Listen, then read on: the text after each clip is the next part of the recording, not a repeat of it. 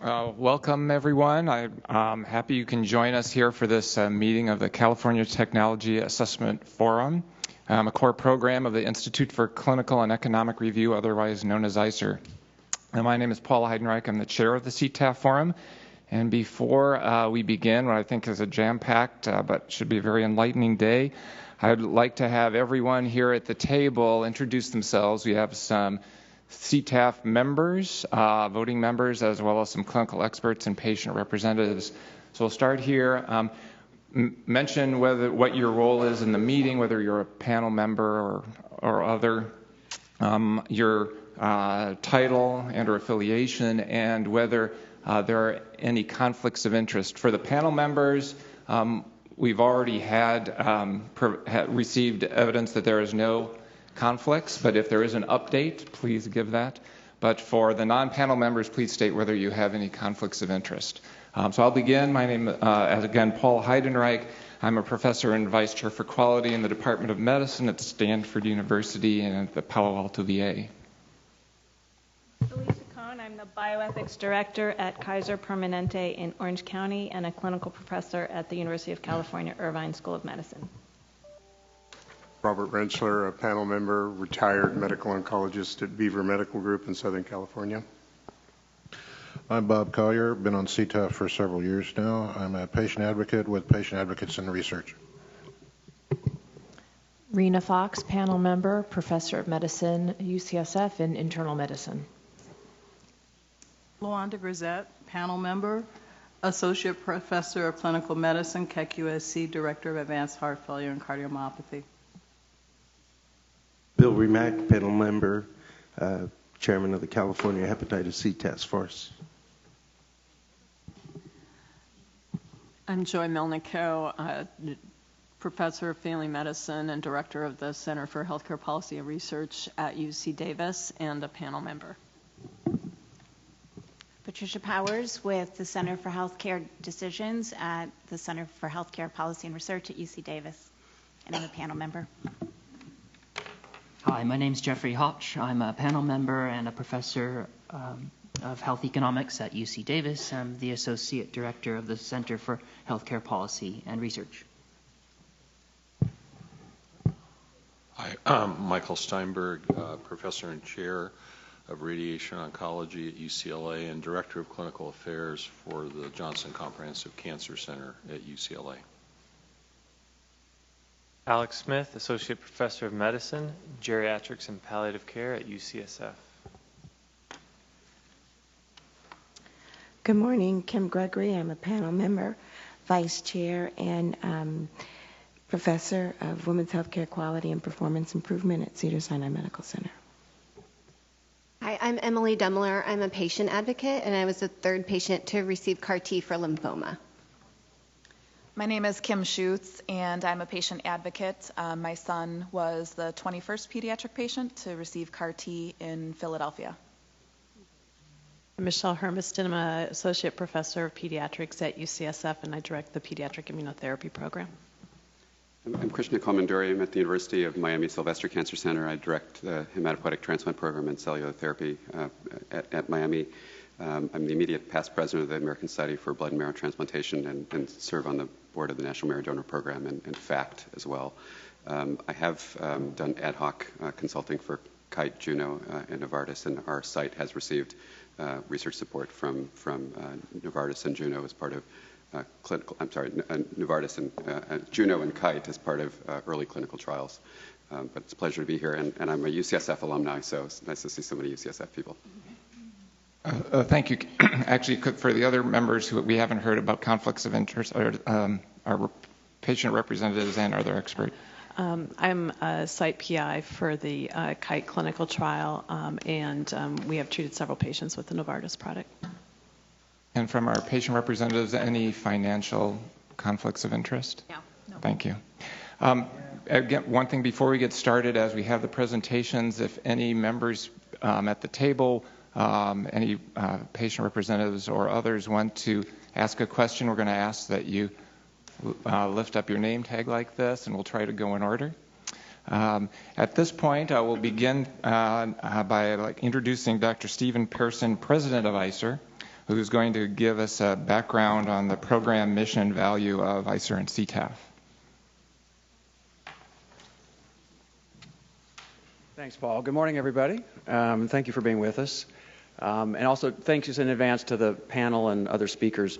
These are on, the mics are on, but we will have to kind of pull them towards us just to make sure that people online can hear us. So welcome to the meeting today. Why are we focusing on this topic? Well, we often start with the unmet clinical need, if you will. And we know that there are few treatment options for patients with these conditions. Less than 1/3 of pediatric leukemia patients with relapsed disease survive 5 years. We'll hear more about this in the discussion today. In addition, 5-year disease-free survival in relapsed non-Hodgkin's lymphoma is around 10 to 20%. So CAR T therapy represents a new therapeutic approach, one that offers the possibility of better outcomes for patients and families who really have run out of treatment options or for whom the treatment options really do not seem to offer much promise. Now, anytime we have a new treatment like CAR T therapy that really is a paradigm-shifting approach, it raises very important questions about how to interpret the evidence that we have, the short-term evidence available when these drugs and treatments are launched. And we also know that we're here today in part because these are expensive treatments. And expensive new treatments enter the health system today at a time when increasing healthcare costs are affecting families, the access that we can afford for affordable insurance, and state and federal budgets. So we're here to have a public discussion on the evidence of the effectiveness and value in the hope that we can help inform decision-making at the bedside by policymakers, insurers, manufacturers, and others to help it get it right for patients both today and in the future.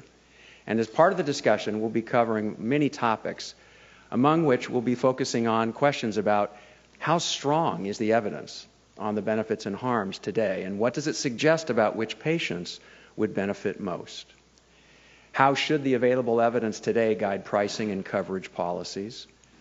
And then looking to the future, how can future approaches to drug development, pricing, and payment support innovation and improve access while ensuring affordability? And how can future research capture really what matters most to patients, to families, and to health systems? So to help guide that public deliberation, we convene an independent council or panel, the CTAF, California Technology Assessment Forum. And you've heard who they are. They come from lots of different perspectives, clinical and otherwise, methodological experience, etc. And they're here to help wrestle with the evidence and to engage with the input from all stakeholders to talk about, again, the strength of evidence and issues around value. The report that is used as the foundation for this discussion today comes from ICER. So I need to give you just a brief background on ICER. First of all, the sources of funding for ICER. Here's the entire pie chart, if you will. And you can see that approximately 20% comes from manufacturers and health plans towards the kind of production of what we call an ICER Policy Summit each year, along with some associated webinars. Everything else comes either from nonprofit foundations, the primary funders of which are the Laura and John Arnold Foundation, the California Healthcare Foundation, and the Blue Shield of California Foundation, and a small government contract. How the report was developed included many different steps. It starts with what we call scoping. When we first launch into a topic, we reach out to get guidance from patient groups, clinical experts, and other stakeholders to really help frame what the key questions are, where some of the potholes might exist in looking at the evidence, and to make sure that we understand the true diversity of experience of patients and families in this area. Then an evidence analysis occurs in a combined effort between the ICER research team and external academic collaborators, such as Dr. Jeff Theis here at UCSF. And a cost-effectiveness model is developed. Here it was done by researchers at the Colorado University, and you'll hear from them later as well. We go through several cycles of public comment and revision, and here we also had multiple expert report reviewers. Here are their names. I won't read them all, but they all provided very important input to the report. So how is the report itself structured from its content to kind of support the discussion today? Conceptually, it's important to think, I think, about, if we're going to talk about value, how we, at least in the report and through a lot of the votes today, will kind of look at that issue. First, we believe that it really is true that all stakeholders kind of seek a common goal, which is to figure out how to provide sustainable access to high-value care for all patients. And from a report perspective, we feel that to inform that, we need to help provide information about long-term value for money and short-term affordability. Now, the long-term value for money concept to us can be viewed as having four main components. One is the comparative clinical effectiveness, and we'll talk a lot about the evidence that's available on that from the clinical trials. We also develop, as I mentioned, a cost-effectiveness model to look at long-term cost-effectiveness of different treatment options. And then we'll also have extensive discussion and votes on potential other benefits or disadvantages of these treatments and the broader contextual considerations that many people think are important to make sure that we include when we think broadly about long-term value. Short-term affordability, we provide a potential budget impact analysis, and we'll also feature that as part of the discussion in the policy roundtable as a way, again, for policymakers to view both long-term value for money and short-term affordability as important components of a judgment of how to achieve that important goal. So how we'll run the meeting today is it will start with a presentation of the evidence on both comparative effectiveness and cost effectiveness that will run about an hour, during which there'll be time for questions from the panel and input as needed from clinical experts and patients. There will be a specific section dedicated to manufacturer comments and discussion back and forth. Then we'll break for lunch and come back to have a deeper dive, a deliberation among the panel members about the evidence as it is framed to support specific votes on the comparative effectiveness and value of these different treatment options. Then we'll transition very rapidly to a policy roundtable at about 2:15, where the clinical experts and the patient representatives will be joined by representatives from manufacturers and payers to talk a lot about how we take that evidence on effectiveness and value and consider how best to move it into the health system to guide clinical practice, pricing issues, coverage, etc. So we hope and are always able to wrap up on time at 4 o'clock. And if anybody needs at some point to reflect on the meeting materials, they are available at that website shown below. All right, so with that, let me introduce Dr. Jeff Theis, who will be leading the beginning section on the evidence on comparative clinical effectiveness.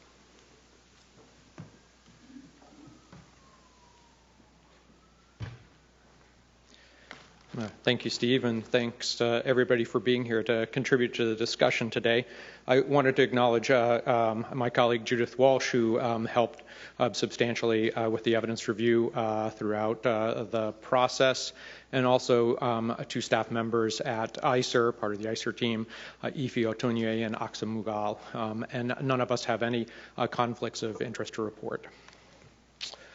As Steve already indicated, about 15% of children with B-cell ALL are not cured with initial therapy and have a poor prognosis. Similarly, patients with aggressive B-cell lymphomas, including most commonly DLBCL, diffuse large B-cell lymphoma, as well as several other related types of B-cell lymphomas, have a very poor prognosis if not cured after their first and second line therapies that are commonly used. So we're here today to talk about chimeric antigen receptor T-cell therapy. This is a novel cellular therapy where patients' T cells are removed from the body, a new gene is inserted into their genome, and this new gene has a novel protein product that has an extracellular antibody fragment, and when these cells are reinfused in the patient, if when the T cell binds to the target, the T cell is activated, and attacks or tries to kill the cell that's expressing this target. And the T cell is stimulated to replicate itself, so you have more of these T cells to fight off, in this case, B-cell lymphomas. So this is a generic technology. In this case today, we're looking at two therapies that both attack the CD19 protein. It's a protein expressed on B lymphocytes. That's why both of these therapies target B-cell cancers, both leukemias and lymphomas. And they represent a potential cure. Many of the other therapies are used as a bridge to stem cell transplantation. In this case, there's some evidence that these therapies may be a cure in and of themselves, and certainly I think we'll hear testimony about the first patient who was treated, who's now more than 4 years after therapy and still is in complete remission. So a potential cure. Without CAR T therapy, the median survival is 3 to 6 months for these heavily pretreated patients with either leukemia or lymphoma. So there are some unique features of CAR T therapy. It takes several weeks to manufacture these therapies, so it's not like you can decide to give the therapy and you can just infuse it, at least with the current forms of technology. They're given as a single infusion, and traditionally in chemotherapy you get multiple cycles of chemotherapy, but this is just a single infusion, which is unique. And there are some side effects which are sometimes seen with other therapies, but are really mostly seen with CAR T therapy. We hear about the cytokine storm or the cytokine release syndrome, fever, low blood pressure, respiratory distress, often requiring ICU level care. Neurotoxicities, which we think are related to the cytokines, so the pathophysiology is not fully understood, where people are confused. They have encephalopathy, headache, aphasia, tremors, and other neurologic disorders. And there's prolonged B-cell aplasia, which in some sense is a desired feature of therapy. You're wiping out the B cells, which are the cancer, but B cells produce immunoglobulins, which are an important part of the immune system. So patients are immunodeficient if they have prolonged B-cell aplasia and at risk for certain infections, and so sometimes need therapy, need immunoglobulins given back to them in the form of IVIG. No. So the scope of the review for B-cell ALL, we're looking at children and young adults ages 0 to 25 who are refractory or in second or greater relapse. And the therapy we're considering is, and I'll say up front, we decided that the generic names for these drugs are just too difficult to pronounce. And so we usually only use generic names, but we're actually going to default to the brand names here. So Tisagen Lucel, and I'll let the company representatives teach us how to pronounce that properly, but we'll go with Kymriah. There are 3 trials of this therapy in children that we'll talk about. For aggressive B-cell lymphomas, Yescarta has an FDA indication for these aggressive B-cell lymphomas, and Kymriah has submitted, Novartis has submitted data for Kymriah on the basis of 2 trials to the FDA, but has not yet had FDA approval for this indication, but we thought we would provide the data today for discussion. I want to highlight up front that there are a tremendous number of limitations, and very different from other CTAF discussions where usually we have large randomized trials to guide us. And it reflects, I think, the decisions of the FDA that these are small patient populations with a high risk of early mortality, and so they've given approval on the basis of single-arm trials. But with single-arm trials, not even having a common comparator like a placebo group, it precludes any way to really adjust for differences in the characteristics of patients at baseline. We can't do meta-analyses or network meta-analyses using indirect comparisons. And so we always worry about selection bias. It's a source of uncertainty throughout all of these. And I should say, particularly for the leukemia topic, the comparators also were approved by the FDA on the basis of single-arm trials. So we have, again, a relatively sparse evidence base for the comparators as well. The trials generally are less than 100 patients, so we have wide confidence intervals for the estimates. And follow-up is limited.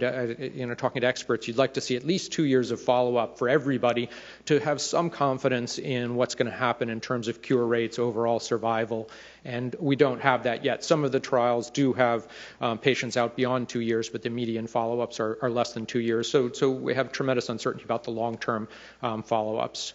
And then everybody's learning about these technologies, both the manufacturers, they tell us the yields should increase over time, but also the clinicians taking care of these patients are learning how to manage the cytokine release syndrome, the neurologic toxicities, and so on. They're very comfortable with managing B-cell aplasia. We see that with other therapies, so that's not a challenge to our specialty colleagues, but certainly the other areas are important. I want to highlight, what Steve said. We start the whole process by talking to patients. We've spoken with both our patient representatives here today as part of that. And, the first thing we heard was that CAR T therapy represents hope. This represents a potential cure when they were running out of hope because of failed therapy. But they also expressed a lot of fear of the unknowns. As you heard, our patient representatives were some of the earliest patients treated in the trials, and we really didn't know what was going to happen, both side effects and efficacy. And there remains a lot of uncertainty about whether these remissions, high levels of remissions that we're seeing, will endure. There are also concerns about costs. The therapies themselves are expensive. There are additional therapy expenses associated with travel to the sites, living there, supporting the kids, taking time off from work, real challenges there. And the outcomes that matter to them are long-term survival, not the short-term 1-month complete remission rates. They really care about what happens over the long term. And side effects, at least in the patients we spoke with, they felt like they were less than anticipated and less than what they'd already been through. Many of these patients, as we'll see in a minute, have already had stem cell transplantation, multiple rounds of chemotherapy, have been very, very sick from therapy. So we heard this, though. This is an area, again, of uncertainty, a challenge in comparing the adverse events here in the CAR T trials to our comparator therapies, again, because we don't have head-to-head trials, so it's hard to know whether the extrapolations across trials are really meaningful. So with that, I'm going to turn to the ALL topic.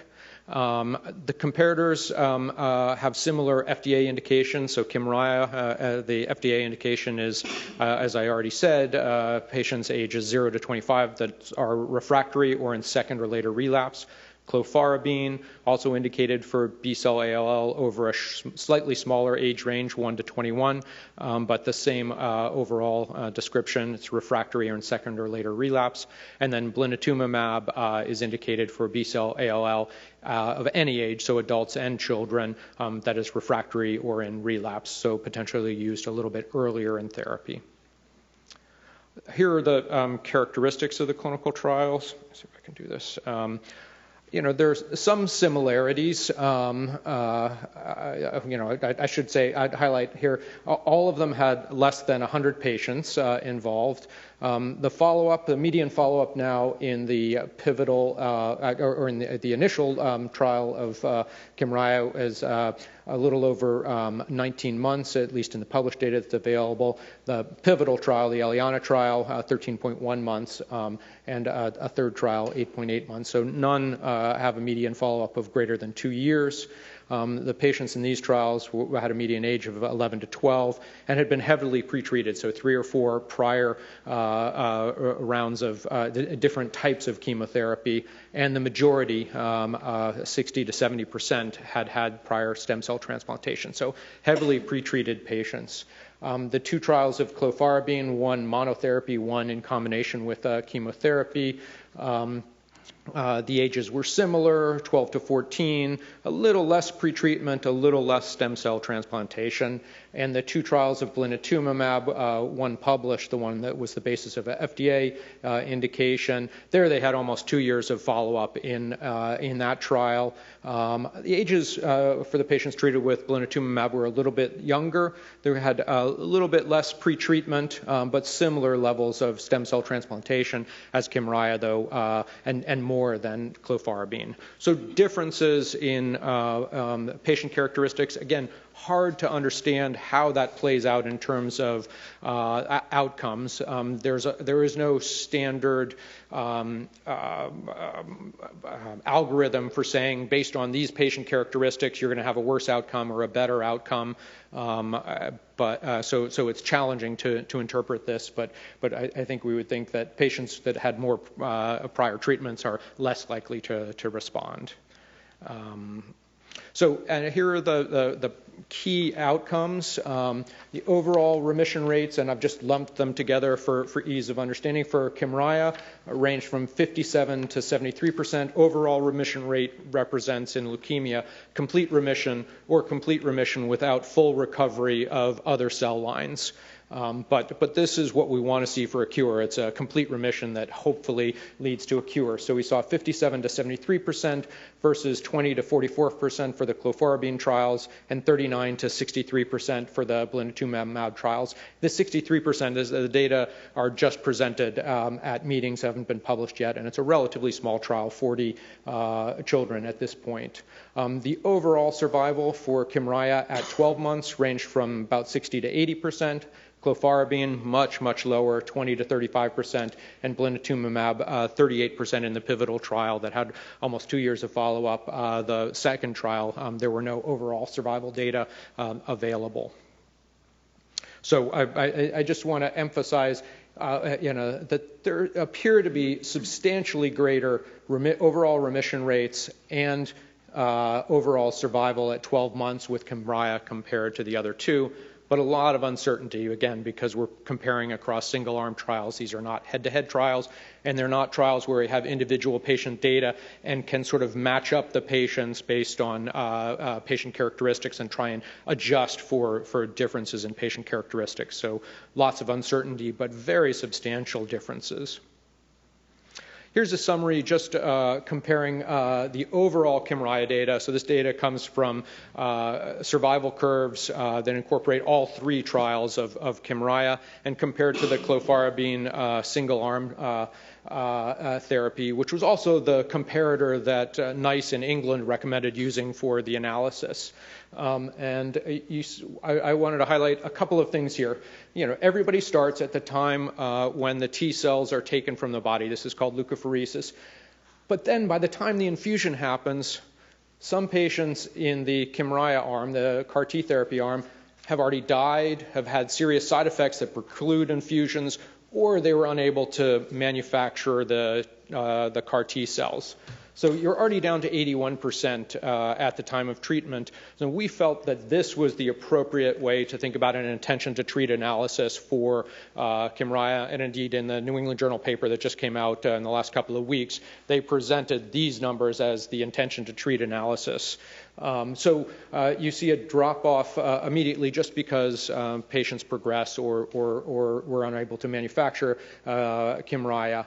But by 1 month, you see that the number who are alive and in remission, responding to therapy, is much greater in Kymriah, the Kymriah study, than clofarabine, 68% versus 30%. And at 1 year, you see that preserved. I wanted to highlight the 5-year data. Clearly, we don't have 5-year data for any of these. So these data really come from my modeling colleagues who extended the survival curves based on parametric and non-parametric modeling of the survival curves to generate these numbers. And there's a big assumption, and we'll talk about that more throughout the meeting. As you see, there's not, between 1 year and 5 years, we don't see a lot of people, a lot of these children dying or relapsing, either in the Kymriah arms, Kymriah trial, or the clofarabine trial. So we're assuming that by the time, if you get to a year, it looks like that may be a cure, but that's a big assumption. So these are extrapolations, an important thing for us to talk about with the experts during the meeting. All right. The key adverse events here, we heard about cytokine release syndrome. It's very common. About 8 out of 10 kids experienced it. About half of them had serious, so grade 3 or 4 cytokine release syndrome. Neurotoxicity, they were in any grade, 65% of kids, and about 20%, about 1 in 5, had severe neurotoxicity. There were some questions that came up earlier, and I wanted to highlight, and these data come from the package insert for Kymriah. The median duration of the cytokine release storm is about 8 days, but the range varies from 1 to 56, so it can be quite, for some patients, they can be sick for a long time. Similarly, neurotoxicity, they didn't present it in the same way, but they noted that when it happens, 3/4 of them resolve within 12 days. So it gives you some sense of the length of time of these events. With Kymriah, no patients died from either CRS or neurotoxicity. And I guess the other thing I want to highlight here, I didn't put up comparisons with the other regimens. They tend to, they of course have less of these CAR T specific kinds of harms, more of the traditional nausea, vomiting. Clofarabine is very immunosuppressive, so they get many more infections actually than Kymriah, more grade 3 or 4 infections. So there are differences in the side effect profiles, particularly for the more serious grade 3 or 4 adverse events, but they sort of balance each other out. And I gave you some context from talking to patients and also talking to clinicians that they certainly don't feel like the harms of CAR T therapy are significantly worse than what we see with other therapies. And of course, many of these patients progress. I mean, I think the main reason that patients fail or have significant side effects is because of progression of their disease rather than direct side effects from the therapies themselves. All right. With that, I'm going to turn to the clinical evidence for the lymphoma topics.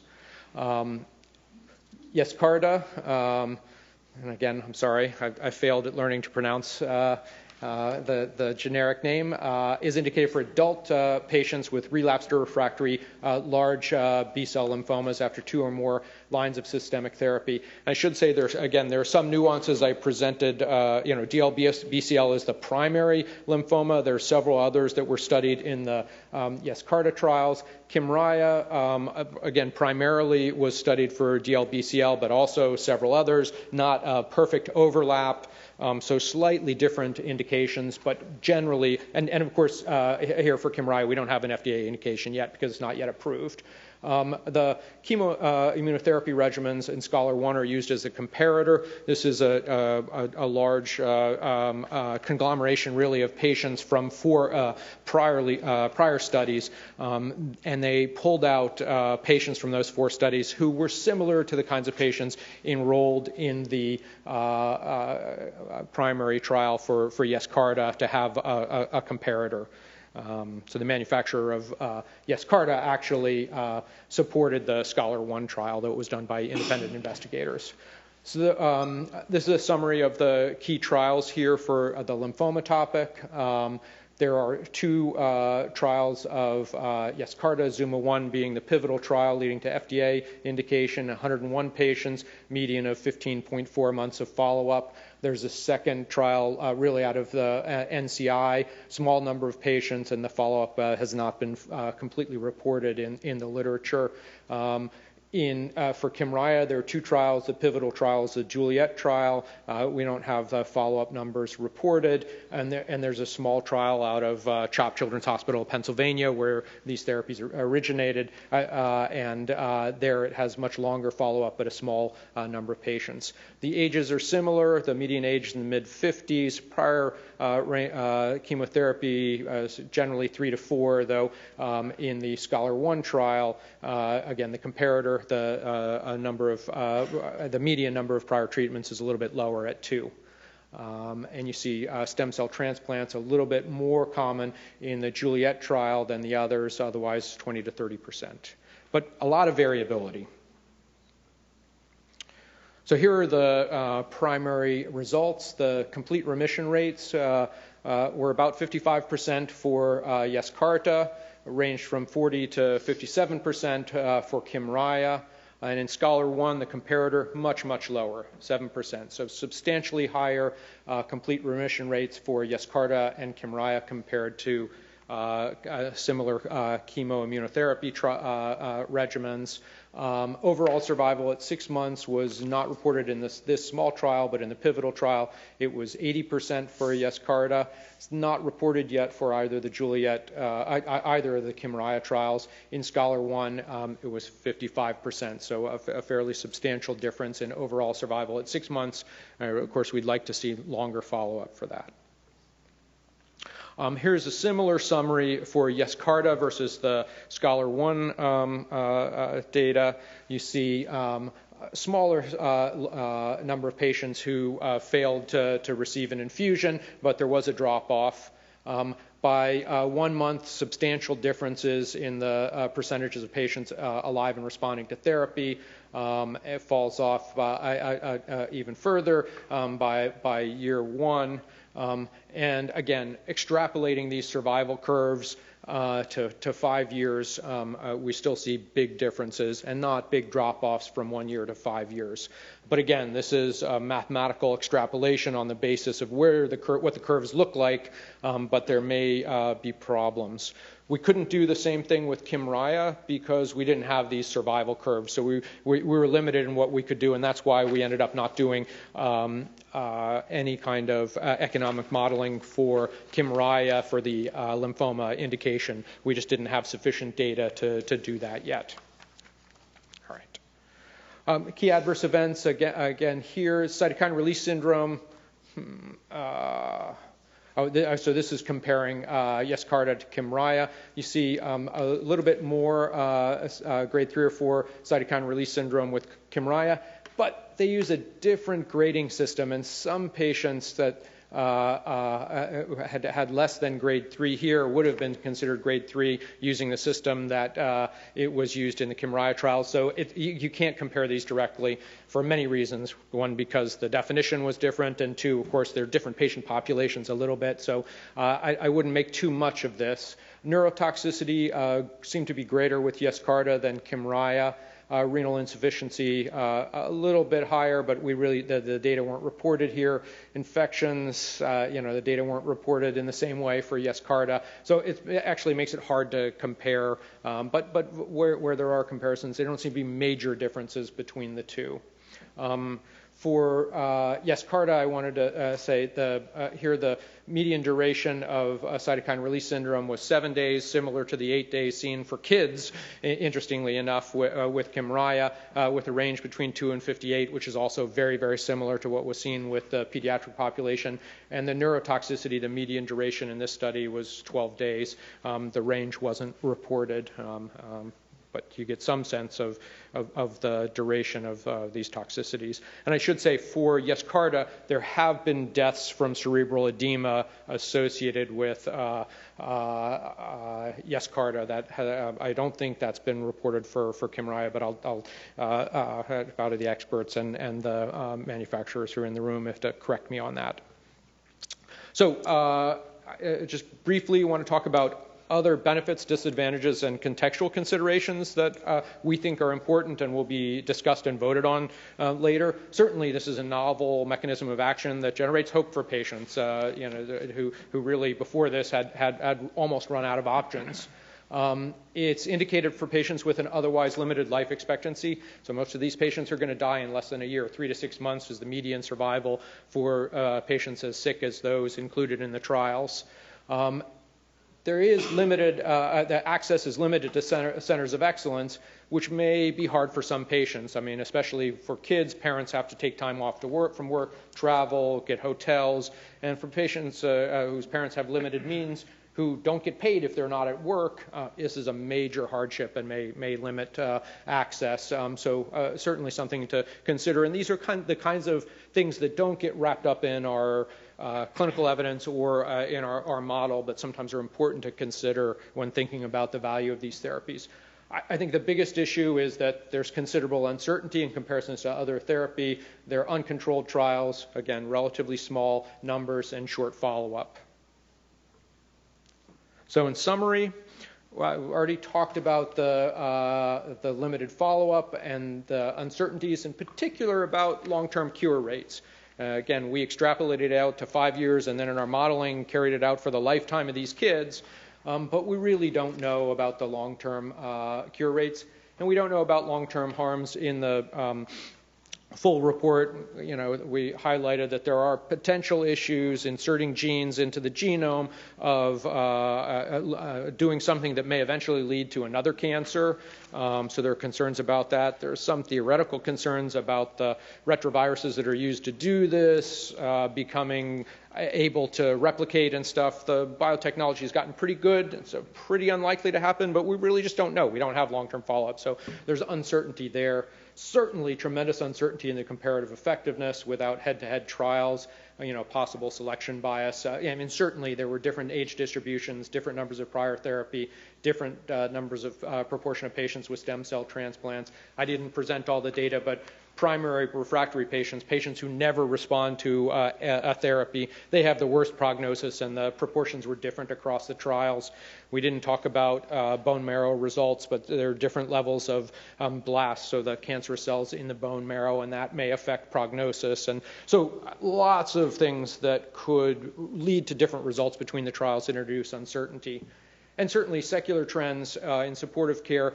Particularly, I'm thinking now about comparing Kymriah to clofarabine. Clofarabine trial was published in 2006. Over those 12 years or so, we've just gotten better at caring for sick kids in the ICU and stuff, so we probably do a little bit better, so that may influence things. And that also applies to the Scholar 1 trial, which has a number of patients treated years and years ago, and so some of the outcomes may be as a result of improvements in supportive care. So again, another source of uncertainty that we need to wrestle with when assessing the evidence. We received a lot of public comments. There was always new data. The ASH meeting happened in the middle of this process, and then in 2018, a couple New England Journal publications of these trials. So it was challenging to update things, but we tried to do that. A theme that I think will be discussed a little bit throughout the meeting is that the evidence is limited, and it's too early to review it. Again, we feel like clinicians, patients, payers have to make decisions now because the FDA has approved this. So yes, we would like there to be more evidence, but we need to wrestle with this now because this is the time that patients, clinicians, and payers are making decisions. Some of the comments said, yeah, it's clearly a win. This should be an A. There's high certainty that this has substantial net health benefits based on the data that I presented. Others said, the uncertainty is too great. These are small trials. These are single-arm trials. They're not comparative trials. The uncertainty is too great. It should be an I. So we heard everything across the board here. We had left out that 40-person trial that hadn't been published yet for blinatumomab. We got a lot of feedback that we should include it, so we have included it now in the final report. We also heard that blinatumomab maybe shouldn't be used as a comparator, but and we can hear from the experts more about that. But everyone, all the clinical experts we talked to felt like it was an appropriate comparator when looking contextually at where CAR T therapy is going to use. And then we heard about the appropriate sequencing of CAR T therapy being uncertain. Do we do blinatumomab first and then CAR T therapy? Do we only use blinatumomab? Do we reserve blinatumomab now for CAR T failures? We heard both, and there's a lot of uncertainty, and maybe we can talk about that during the round table. But I think the FDA indications are pretty clear about where it should be used right now. I think there'll be ongoing clinical trials about using CAR T therapy earlier in the treatment sequence, but that's not where we are now. So I don't think this should be a big issue. Let me see if I can get rid of this. Are you seeing that? Yeah.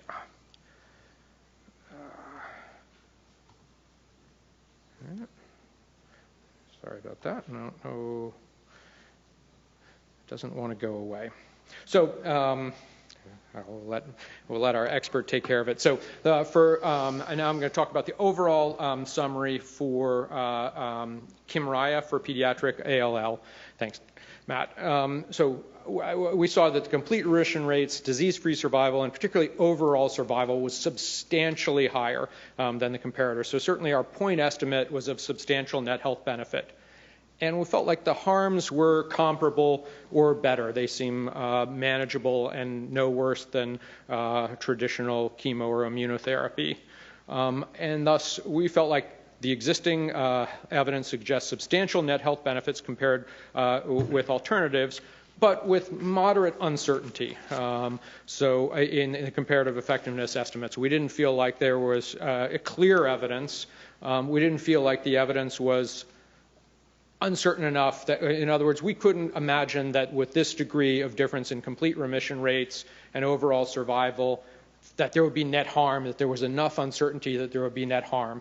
So we came up with a rating of B+, though it will be an important part of the discussion as to how the uncertainty plays into your assessment of the net health benefits. For Yescarta for aggressive B-cell lymphoma, again, similarly, a much greater complete remission and overall survival than the comparators. The harms were comparable or better. And I should say, I didn't highlight this, there was an analysis presented at ASH this year that did a propensity score weighted analysis comparing those patients in Scholar 1 that were matched to be very, very similar to those in the Zuma 1 trial. And in that analysis, there was substantially greater remission rates and overall survival rates. So there we actually had some comparative data, again, versus historical controls, some concerns about that, but they did a much better job using sophisticated observational data, analytic techniques. So pretty good data that the remission rates and overall survival rates with Yescarta were better than the traditional comparative therapies. And so we still felt there was a moderate amount of uncertainty, and so gave it a similar B+ rating, not an A, not a C+ or a PI. For Kymriah, again, the complete remission rate is substantially higher than comparators. We didn't have overall survival data. The harms looked similar. And we felt like the net was a substantial net health benefit compared with the alternatives with moderate certainty. So the same rating for Kymriah.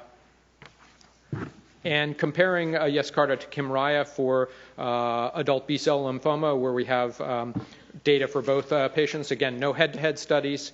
The benefits may favor Yescarta. There were, point estimates that were a little bit better, but not big differences. The harms were similar, and we gave this an I. We felt like the uncertainties were greater than the differences between the two in both harms and benefits. So we felt the evidence was insufficient to judge whether one of these CAR T therapies is superior to the other.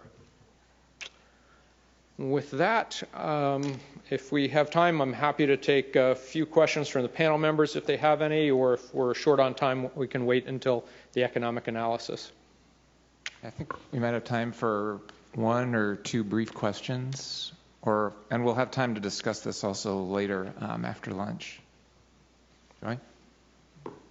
Can you talk a little bit about why you seem to favor in the report, and certainly in the cost-effectiveness analysis, clofarabine and Scholar over the blinatumomab or other monoclonal antibodies? Right. So the question is why we emphasize clofarabine as the comparator to Kymriah rather than some of the other therapies such as blinatumomab, especially since the point estimates in the blinatumomab trials seemed a little bit better. Initially, we started there. We considered all three. We initially got some pushback on Yescarta, on blinatumomab, and so decided to go forward with clofarabine. As more evidence came out and we saw the possibility, we considered it, but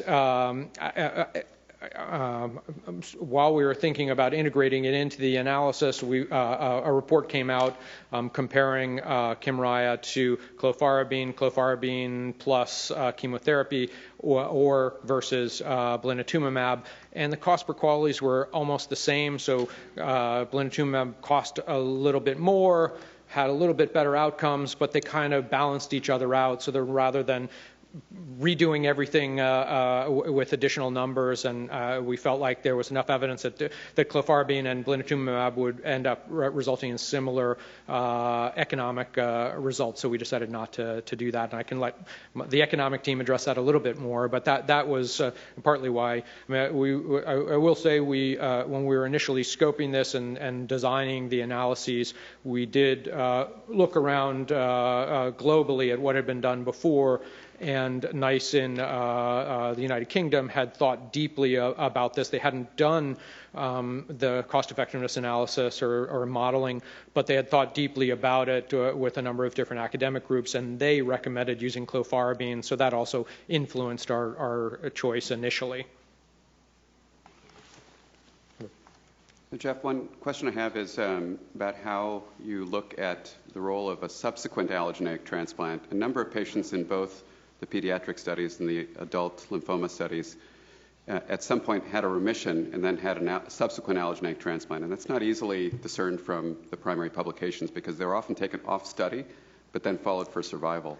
Some of those patients may have indeed not needed that allogeneic transplant. Some may have been cured by that allogeneic transplant.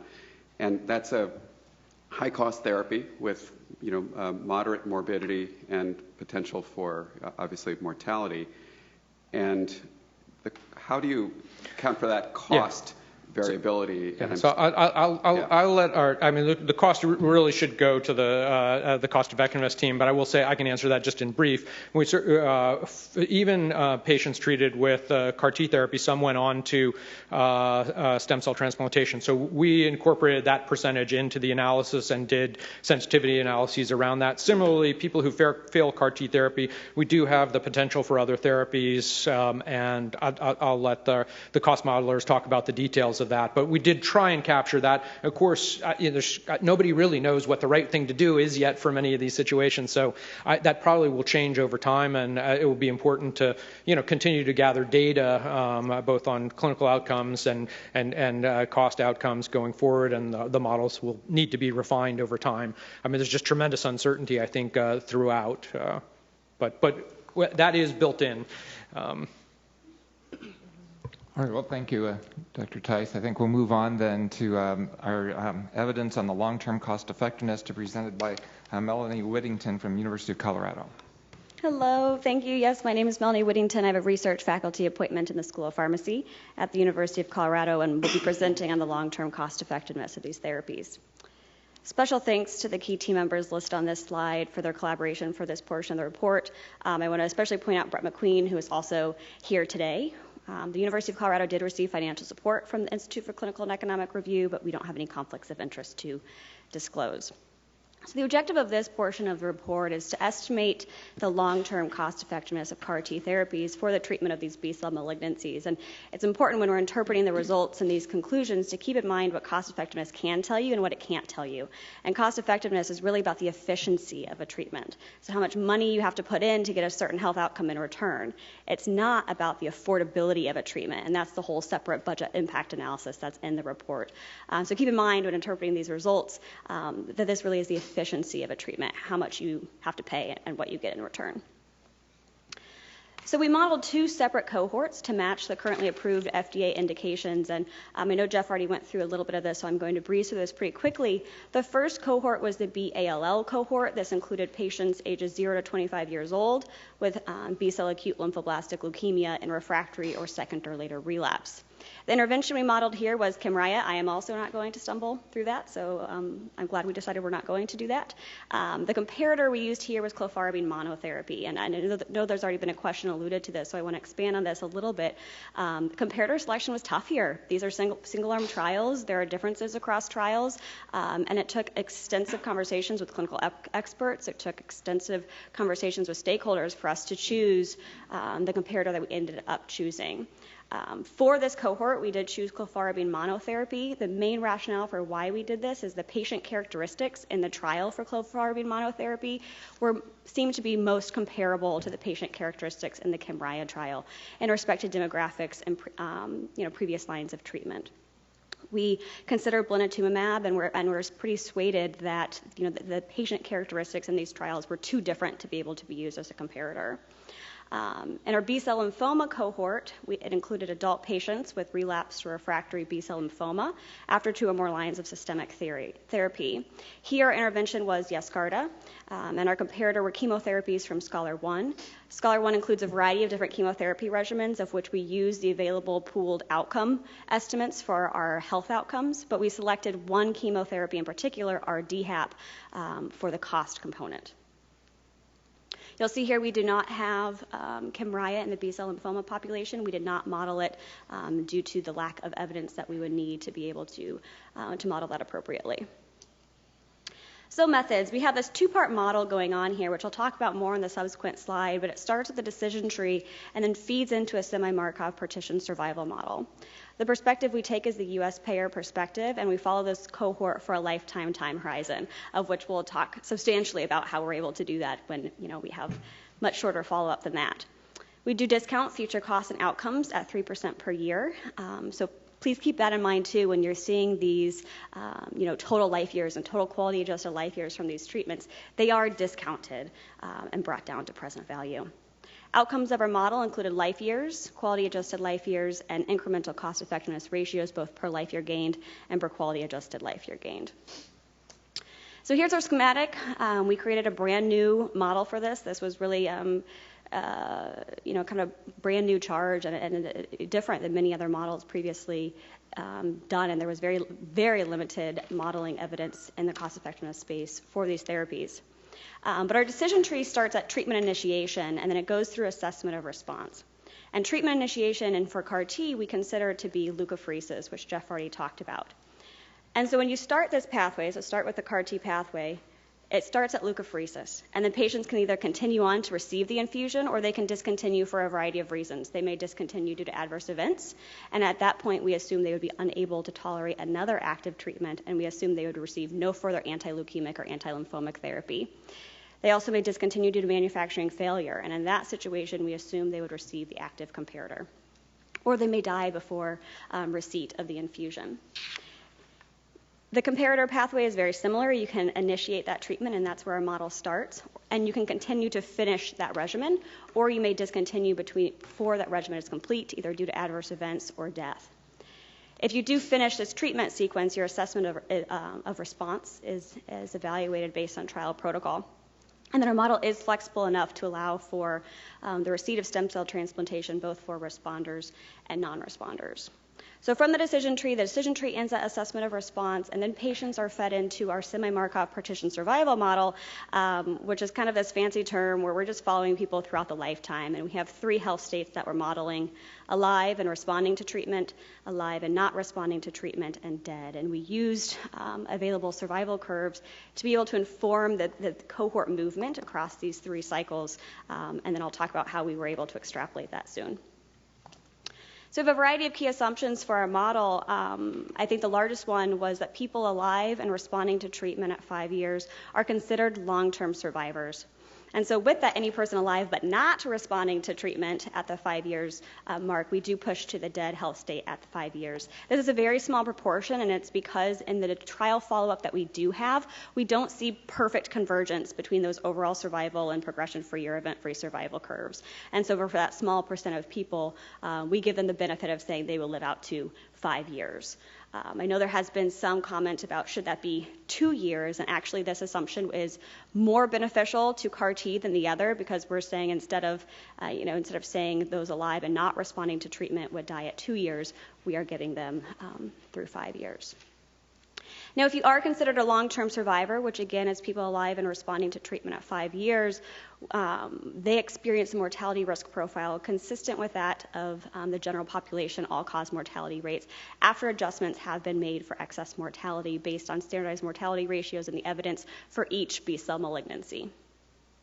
Now, switching kind of to the cost and the payment side rather than the outcomes, the cost of a hospitalization for treatment administration for treatments that we assume to be administered on an inpatient basis. So those are our 2 CAR-Ts and our clofarabine and our B-cell ALL cohort. We don't use a bundled payment approach because the bundled payments for these are unknown. And so we use more of this fee-for-service costing approach.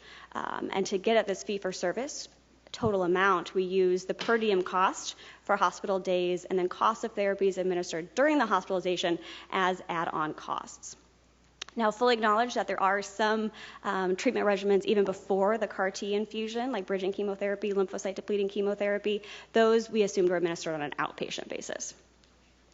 Now, payment for Kymriah in all of our results in our base case was assumed for responders at 1 month, and payment for Yescarta was at infusion. And I meant to mention this before, but we are not comparing across our cohorts. We're not comparing our B-ALL cohort to our B-cell lymphoma cohort. One, because there's drastically different age groups. This is a different disease state. But this is also another reason that just the payment for it is very different. So the variety of inputs went into our model. Clinical, I'll touch on a few to talk about some confusion that we had from some of the public comments. Response to treatment is in our decision tree, but that doesn't feed as much into our semi-Markov partition survival model because the survival curves that we had available were not available stratified by response status for all the curves we needed for the intervention or for the comparator. So our survival curves that we use are in aggregate. Where response to treatment comes in is in this outcomes-based payment scenario. And so when, saying you're only having payment for responders at 1 month, we need to figure out who was responding at 1 month. Thinking about utilities for each of those 3 health states in our model, we have a certain utility or quality of life that we're assigning to those. And then we do apply disutilities for specific treatments and adverse events. Our economic inputs, we have our treatment acquisition costs, but in addition to that, we have potential hospital markup. That again, there's a detailed explanation on our assumptions around the hospital markup in our report and supplemental slides, but this was assumed for treatments that may be administered on an inpatient basis, as well as healthcare utilization. We have healthcare utilization for the administration, the monitoring, but also future-related and unrelated medical costs for those that are considered long-term survivors, that now they are accruing those costs.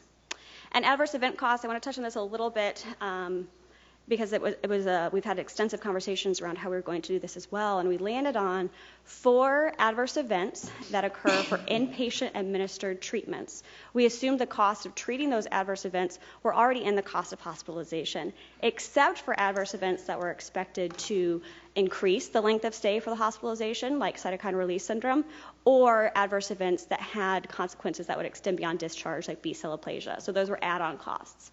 For treatments that were administered on an outpatient basis, we did assume add-on costs for adverse events. And that will be apparent in an upcoming results slide. So long-term survival, I think this is the big question of, if you have survival curves for Kymriah with, maximum follow-up of around 40 months post-infusion, and for Yescarta about 25 months post-infusion, how are you able to get, a lifetime time horizon? And I think we benefited a lot from extensive conversations with other people who have been familiar with this type of work and experts and other stakeholders in this field. But essentially what we did is we extrapolated the survival curves that were published through 5 years, or 60 months. And then survival after that 5-year mark was just based on all-cause mortality with adjustments made for excess mortality among those long-term survivors. Now what happened here, I'm just going to provide one example. Here's an event-free survival curve that's pretty typical of the curves that we had in this report, where we see at the very beginning, we see this downward slope, and then we begin to see this flattening. So that this posed some challenges with standard economic techniques, but what we ended up doing is say, okay, we see at the very beginning the significant drop-off, and we saw this in Jeff's figure as well, where up to the 1-year mark you're seeing this decline, but then after the 1-year mark we begin to see some fixed rates there. And so we fit a curve for this downward sloping portion. And then our base case analysis, when our fitted curve, which is going to inform how people transition across those 3 health states in our semi-Markov partition survival model, when our fitted curve intersects the flattening, we stop the decline. So right here, we would stop our curve. And then we assume this flattening here. So we assume no more transitioning unless for all-cause mortality. Okay, so that is what we used in the base case. We use that in the base case because that is the best approximation of the evidence that we have available at this time. Now, in a scenario analysis, we fully acknowledge, and we received extensive public comments that, this is, we have data for 20 to 40 months. What is going to happen after 40 months? What's going to happen down the road? And so to be able to account for that partially, given our data limitations, in a scenario analysis, not our base case results, but in a scenario analysis, which I will present the results today, we fit this curve on the downward slope, and instead of stopping it at the curve flattening, we let that keep going.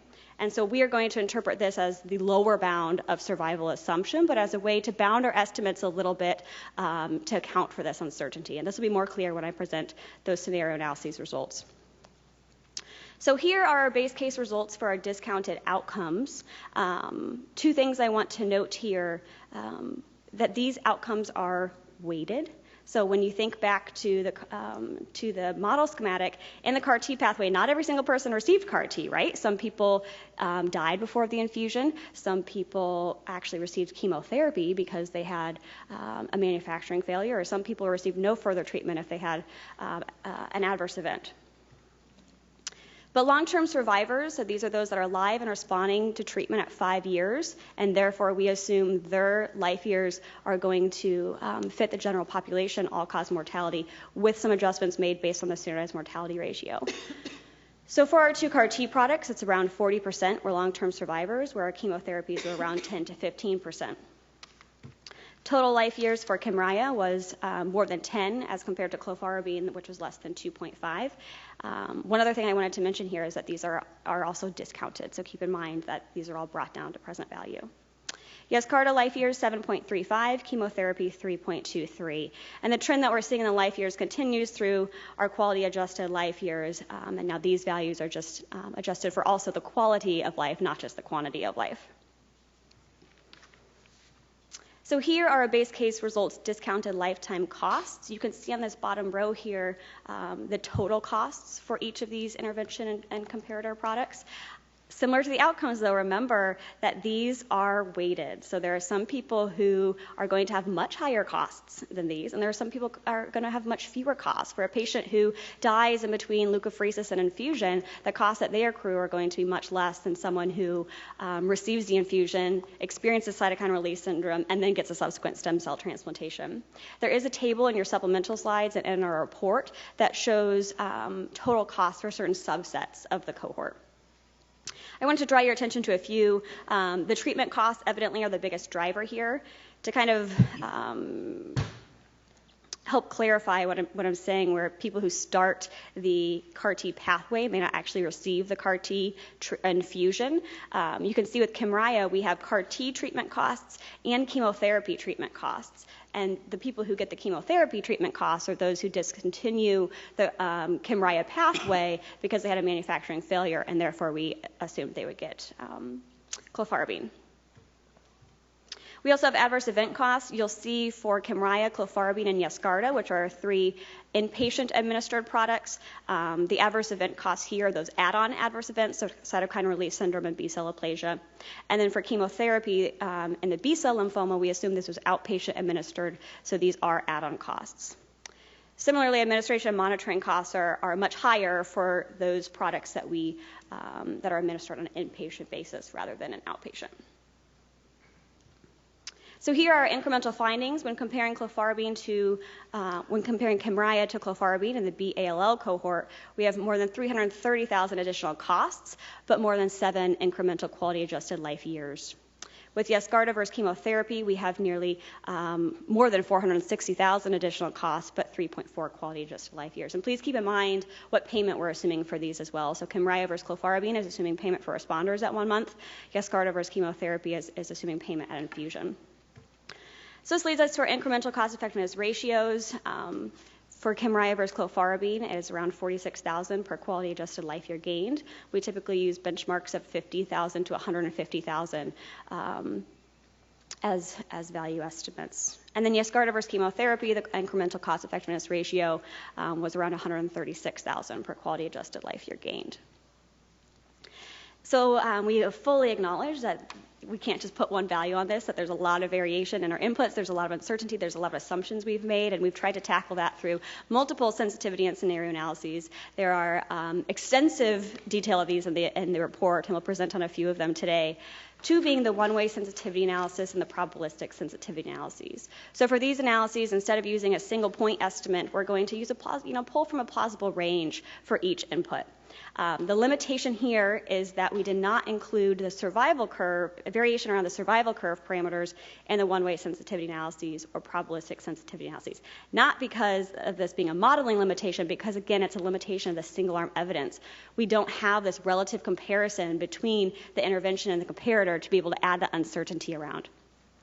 Now, to account for, so when you're interpreting the one-way and probabilistic sensitivity analyses, please keep in mind that that doesn't encompass all uncertainty here. There's also uncertainty on the survival side, and we've done scenario analyses such as an alternate time horizon and an alternate survival assumption to account for that. So here are one-way sensitivity analyses results for Kymriah versus clofarabine in the BALL cohort. You see influential inputs are the duration of IVIG, outcome discount rate, and the markup for Kymriah. However, even when we're varying that input across a plausible range, we're not seeing cost-effectiveness ratios above 100,000 per quality-adjusted life year gained. Here's the one-way sensitivity analysis results for Yescarta versus chemotherapy in the B-cell lymphoma cohort. Influential inputs are the outcome discount rate, the alive and responding to treatment utility, markup for Yescarta, standardized mortality ratio, and duration of IVIG. And there are certain values within those plausible ranges that push the ICER above the 150,000 per quality adjusted life year mark. And here's the probabilistic sensitivity analysis results. Here we're varying every single input simultaneously, and we run our model 5,000 different times. And across those 5,000 iterations, when we're comparing Kymriah to clofarabine, 100% of them were cost effective at 150,000 per quality adjusted life year. And for Yescarta versus chemotherapy, nearly 71% of those 5,000 iterations were considered cost effective at 150,000 per quality adjusted life year, with the big caveat that these results do not include uncertainty in the survival curve parameters. Now, to account for uncertainty in survival, one scenario analysis we did was this alternate time horizon. And so this is a little challenging to wrap your head around, but we're essentially saying, okay, we're seeing these trends in the trial, but we only have a few years of data. This is saying, how long does that trend we're seeing in the data have to continue for us to reach a cost-effective finding? And so for Kymriah versus clofarabine in the BALL population, that trend we're seeing in the evidence would have to continue for 7 years for the incremental cost-effectiveness ratio to dip beneath 150,000 per quality-adjusted life year gained. And I think this is a rather extreme example because this is saying, okay, 7 years, this trend is continuing, but then at the 7-year mark, there doesn't need to be any difference between the CAR-T and the comparator. I also wouldn't put too much weight to the incremental cost-effectiveness ratios for these shorter time horizons, like 1, 2, 3 years. One, because that's not our purpose here. Our purpose is to look at long-term cost-effectiveness. But this just can portray how value and how cost-effectiveness can change over time when you have these treatments with most all the costs up front, but a potential for a long-run benefit. When we look at Yescarta versus chemotherapy, our time horizon would need to extend to 24 years to have an incremental cost-effectiveness ratio to dip beneath 150,000 per quality-adjusted life year gained. And again, this is saying that trend that we're seeing in the evidence, that trend would need to continue for 24 years, and then there doesn't need to be any clinical benefit after 24 years to be able to dip beneath these cost-effective thresholds. So here's the alternate survival assumption. If you think back a few slides where I presented the curve and we have our fitted curve going the downward slope, and then our base case, we stopped at that flattening and we assumed that fixed proportion. And this alternate survival assumption, which the results are presented here, we keep that curve going, okay? And we're going to use this as a lower bound for survival estimates. And so when we keep that and use these lower bounds for survival estimates, Kymriah versus clofarabine in the BALL cohort still comes in underneath 100,000 per quality adjusted life year. Looking at Yescarta versus chemotherapy in the B-cell lymphoma cohort, in this scenario that should be interpreted as kind of a lower bound for survival scenario, the incremental cost effectiveness ratio does increase to around 260,000 per quality adjusted life year gained. Now, this is not what we use in our base case because we do not think, based on the evidence available at this time, that these are accurate representations. But this is a way to kind of bound what we think is possible and to add uncertainty in the survival. So limitations of our approach, very similar to the limitations Jeff provided because the evidence feeds into our model. We have very limited comparative evidence, single-arm data only, which leads us to this third limitation of it really limits the uncertainty around the survival forecasting that we can put in the sensitivity analyses because we don't have this one parameter like a hazard ratio to vary. Follow-up on progression-free survival and overall survival is limited, which is a challenge when you're trying to think about lifetime time horizons.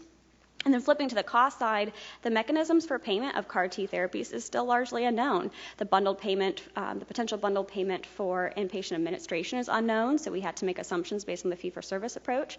The hospital markup is largely unknown, and those conversations are still being had. But in conclusion, using the best available evidence that we have right now, and extrapolating that in a way to a lifetime time horizon, we do believe that CAR-T therapies likely provide large gains in quality adjusted and overall survival over the alternative therapies. And given that evidence, CAR-T therapies seem to be priced in alignment with their clinical benefits over a lifetime time horizon. And so this means the incremental cost effectiveness ratio for Kymriah as compared to clofarabine did fall beneath 150,000 per quality adjusted life year in B-cell ALL in the deterministic and probabilistic findings. Now, with Yescarta as compared to chemotherapy, the deterministic incremental cost effectiveness ratio did fall beneath 150,000 per quality adjusted life year gained, but it was sensitive to some parameters that would then dip it above that threshold. So I want to reiterate and close that the findings are sensitive to the time horizon and long-term benefit forecasting of the therapies. So we appreciate all the public comments we received and honestly feel that our results and our report is better because of these public comments. A few that we addressed our approach and some of our results based on is we added quite a few additional scenario analyses to account for that uncertainty in long-term survival. Also, we've now administered clofarabine on an inpatient basis instead of an outpatient basis based on evidence. IVIG duration there's a lot of debate around how long people get IVIG duration. In our base case analysis, we used 11.4 months based on the best available evidence that we have at this time, but we fully acknowledge that may not be accurate. And so we varied in our sensitivity analysis from no IVIG to a lifetime of IVIG for those who experience hypogammaglobulinemia. We've included stem cell transplantation for both responders and non-responders. We previously had only done that for responders. We updated the unit cost for a few inputs and then disaggregated the treatment costs into the types of treatment. So in our presentation of results, instead of saying treatment costs, now we have CAR-T treatment costs, we have chemotherapy treatment costs, and we have palliative chemotherapy treatment costs. And that is all I have. Happy to answer some clarifying questions. Thanks. Yeah, I'll ask people to raise their name tag. Maybe we'll go with Joy and then. So could you go back to the first survival curve slide that you showed? I have a question about that one. To the figure? Yeah, the very first figure that has a survival curve. I'm almost there.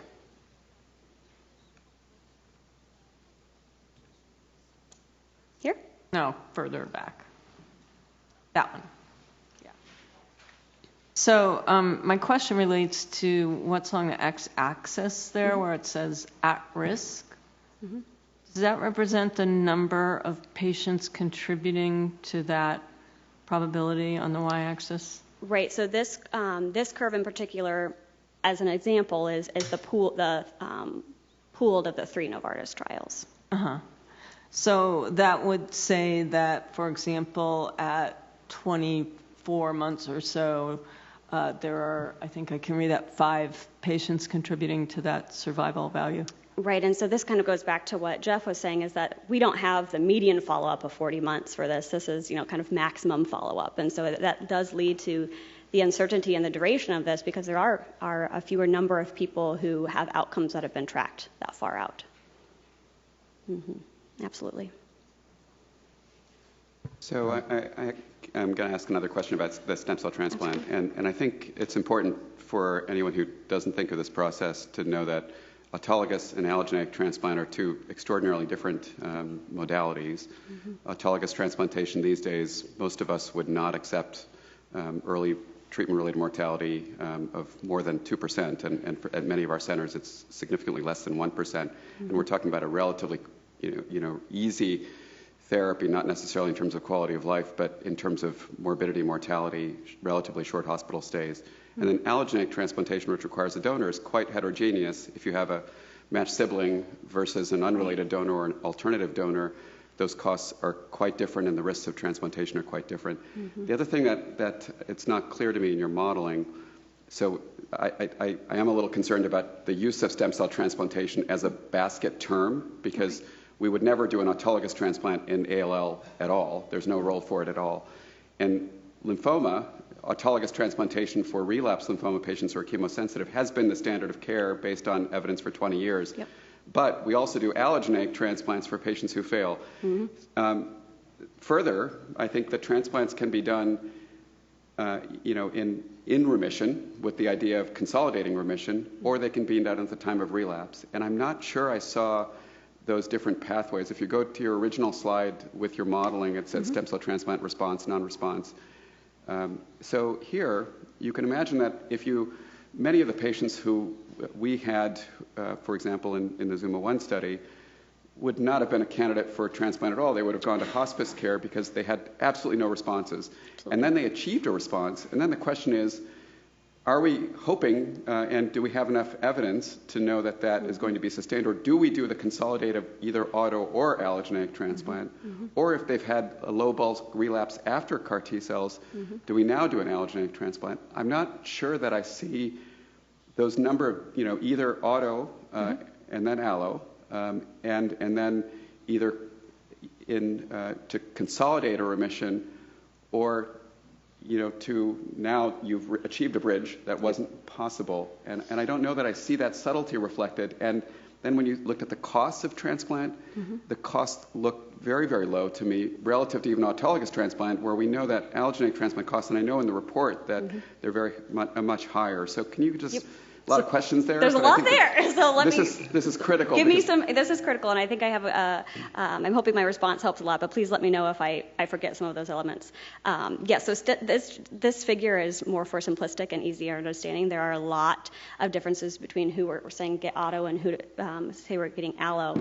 In BALL cohort, we assumed everyone got allo stem cell transplantation, and therefore their costs. I don't have the specific number, but I think it was around $600,000. For that cost, so it was quite substantial. In the B-cell lymphoma cohort,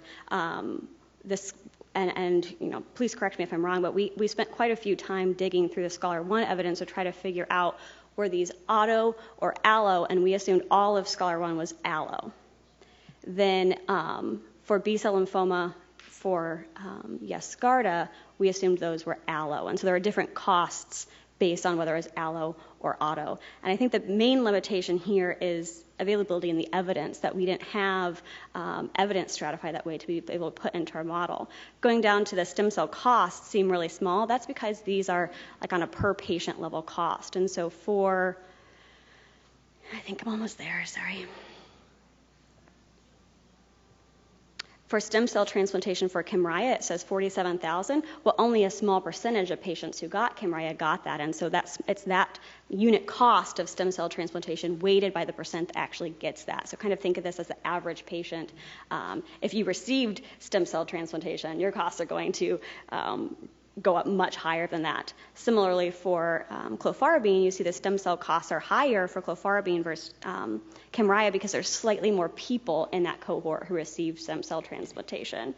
And then as for if it goes into relapse or for remission, I think when we started this project, I think we were ambitious no matter what, but I think we were even more ambitious and hopeful for more data, and we were hoping to have, from the end of each pathway on our decision tree schematic, we were hoping to have a separate survival curve. So here's a survival curve for patients that get stem cell transplantation. Here's a survival curve who don't get stem cell transplantation. Here is a survival curve who get stem cell transplantation for people who are responding. Here, and we didn't. That evidence just wasn't there for us to model.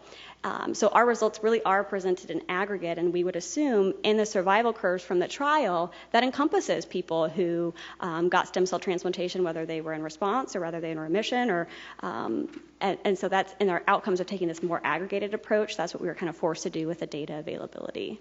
Just a brief follow-up comment, and again, even in our ASBMT response, and I'm not here representing the ASBMT.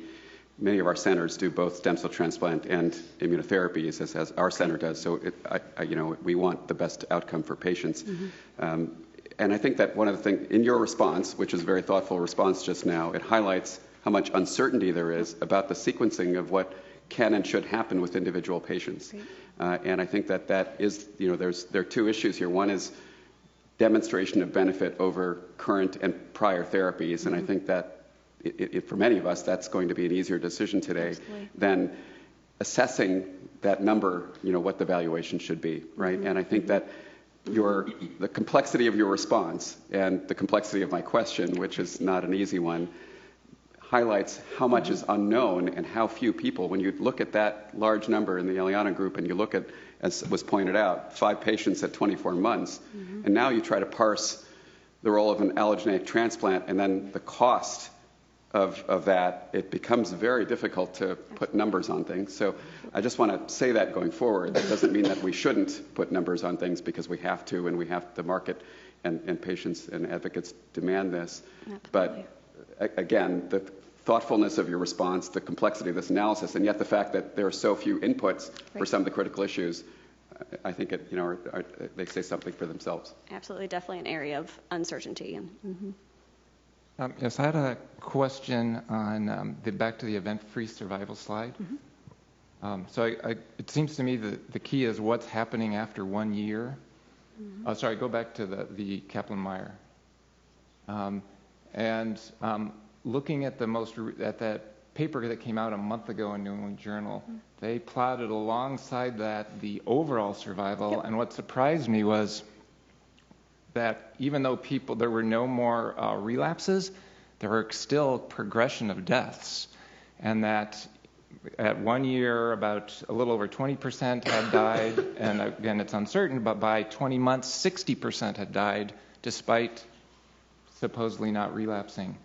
So, and again, I know this is sort of just 1 month old data that just came out, but how does that make you concerned that maybe we can't rely just on the event-free survival for estimating long-term outcome? No, because the overall survival curves we definitely used. This was just presented as an example of one curve of the, I think, 8 or 10 different curves that we use in our total analysis. So overall survival really was our key driver of the model. And if you think back to that New England Journal pub that came out early 2018, yes, there was. Can you see my cursor? So it wasn't this specific curve. It was, in the Yescarta product. But I'll use this as an example where the overall survival curve is above the event-free survival or progression-free survival curve. And so you see it takes longer for this downward slope, but then we still, toward the, longer in time, that's when we begin to see this flattening. Our model accounts for that because we're using both curves. And as long as the overall survival curve is above the progression-free survival curve, that makes sense because the difference between the overall survival curve and our progression-free survival, that's our cohort who is in our alive and not responding to treatment health state. And so they have a different utility, they have a different survival profile. And I think what that is saying is you may, these patients here, this patient may relapse and are no longer responding to treatment, but they don't have an automatic death. There may be a few months that happen before they do die. Yeah, I'll just say the figure, and I know unfortunately people can't see it, the overall survival curve in that paper is not showing any evidence of flattening. If anything, it's accelerating. Again, very small data, but it looks like there are a substantial number of deaths in year 2 compared to year 1. And so it just, it gives me at least, and I don't know if other people have some thoughts on this, it just seems there's a lot of uncertainty in what's happening after year 1. Absolutely. This is the Comparators This is Kim Raya from February 1st, New England Journal, Figure 2. And the Kim Raya curves that we did use are pooled across all 3 trials, and so when it was pooled, there was evidence of the flattening. But I don't think that happened until about year 3. So that was the advantage of why we chose the pooled trials, is because we can get a little bit longer term follow-up. Jeff? Thank you very much for your presentation. I appreciate you and your team doing the best you can with what you've got. Thank you. It was a feat.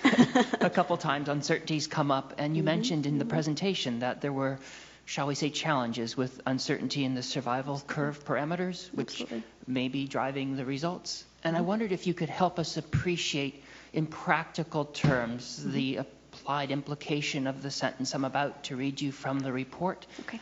It says that, however, our model structure in combination with no comparative clinical evidence limited our ability to generate uncertainty estimates around transition probabilities. Like, what does that mean, and so what? Okay, well, I wrote that sentence, so I can tell you. So what? So what this goes back to is, if we had, if these weren't single-arm trials, if we had evidence for Kim Raya and we had evidence for clofarabine in one trial, they're going to be able to give an output of, say, a hazard ratio, some relative difference between those two. And then in the model, that's like a slam dunk because we can add uncertainty around that hazard ratio.